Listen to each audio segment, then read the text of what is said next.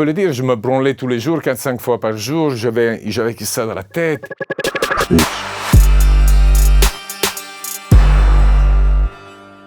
Mon métier aujourd'hui, c'est toujours mon métier que j'ai toujours rêvé de faire. C'est porno star, porno producer, porno director. Je suis coach sexe en Italie et je suis père de famille, donc une vie normale. Ça fait presque 34 ans que je fais ce métier. Avant, je le voyais comme une addiction à mon métier, le fait que je n'arrive pas à arrêter. Aujourd'hui, j'ai eu vraiment une sorte de vue introspective et je me suis dit de toute façon, il n'y a que ça que tu aimes et il n'y a que ça que tu aimes dans la vie encore aujourd'hui et après. J'ai décidé de devenir acteur porno. À peine j'ai trouvé des magazines qui montraient des scènes pornographiques parce que je ne savais même pas que ça existait le porno. Je me souviens, le magazine en lui-même s'appelait Super Sex, c'était un blanc et noir et c'était un beau mec extraterrestre qui arrivait sur la Terre et il avait un fluide magique. Je tourne la page. Il est avec une blonde, je tourne la page avec une brune, l'autre page avec une rouquine. Quand je tourne la 4e page, il est avec les 3. J'ai dit, ça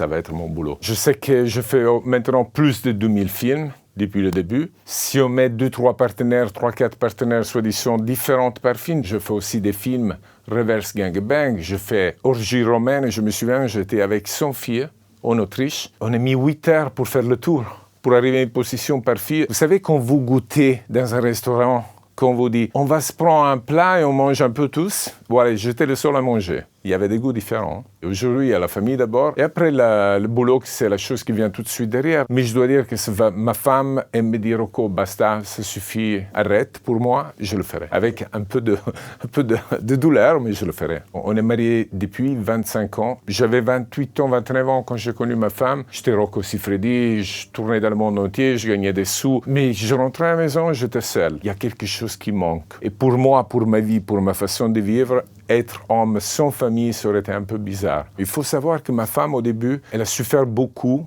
le fait qu'elle soit en compétition avec tous ces filles-là. Et c'était très important lui faire comprendre qu'elle était la seule. C'était vraiment la personne, l'unique. Donc, je l'ai amenée sur le plateau. Elle était là, elle maquillait les filles. Elle regardait le set. Elle voyait qu'est-ce qu'on faisait. Elle voyait que érection, pas d'érection. On arrête, tu discutes, on parle, on rebouge, on riva. Elle dit, mais ça, c'est pas sexe. Ça, c'est pas l'amour. C'est du vrai boulot, très difficile, très compliqué. Aujourd'hui, à mes gosses, mais pas parce que je pouvais pas les amener avant.